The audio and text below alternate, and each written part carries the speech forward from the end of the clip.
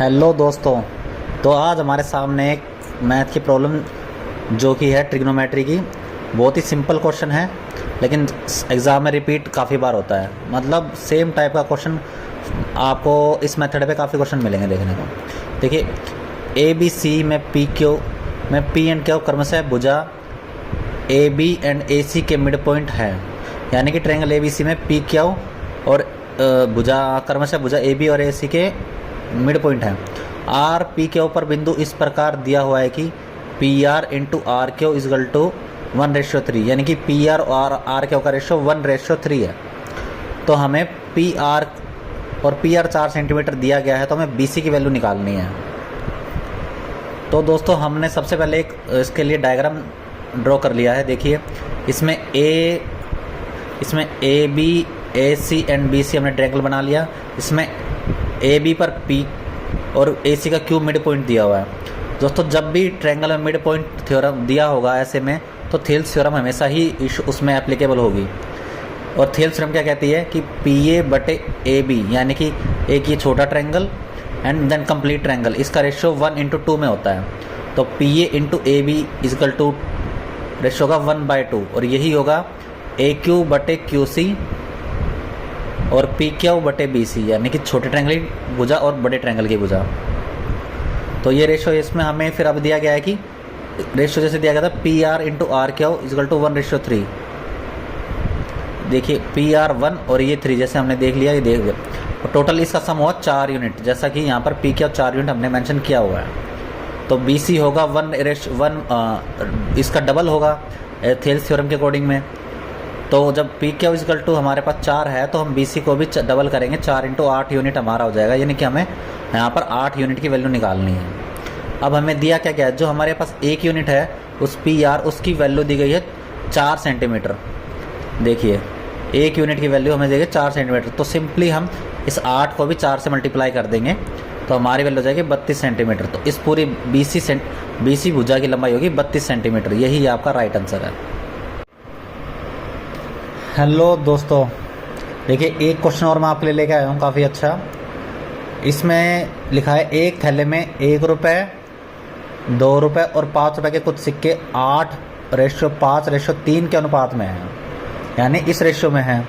यदि इन सिक्कों का कुल मूल्य, यानी कि इन सिक्कों का जो कुल पैसे बन रहे हैं वो 132 रुपये बन रहे हैं, तो थैले में 5 रुपये के कितने सिक्के हैं?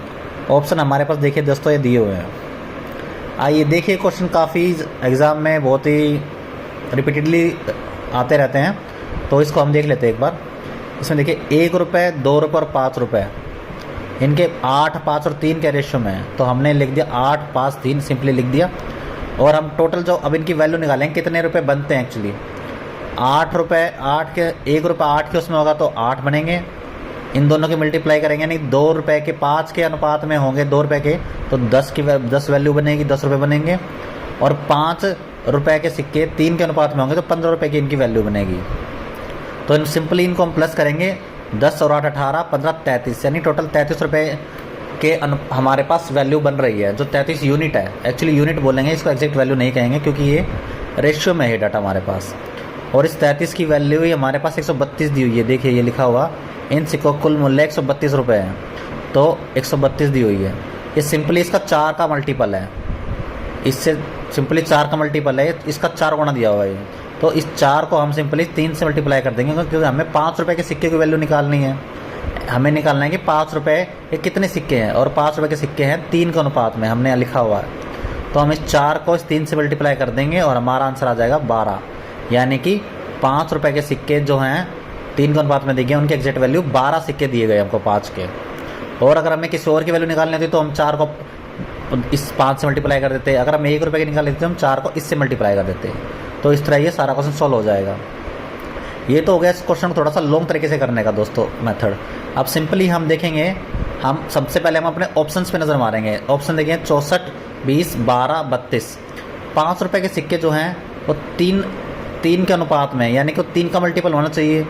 3 का मल्टीपल देखिए दोस्तों कौन सा आ रहा है, हमारे ऑप्शंस में 12 ही एक ऐसा आंसर है जो 3 का मल्टीपल आ रहा है, तो 12 ही इसका सिंपली आंसर हो जाएगा। हेलो दोस्तों, तो देखिए हम आ गए मैथ का एक और क्वेश्चन लेके। जिसमें लिखा है राम और श्याम की इनकम का रेशो 15:16 है, उनके व्यय यानी खर्चे का रेशो 5:6 है।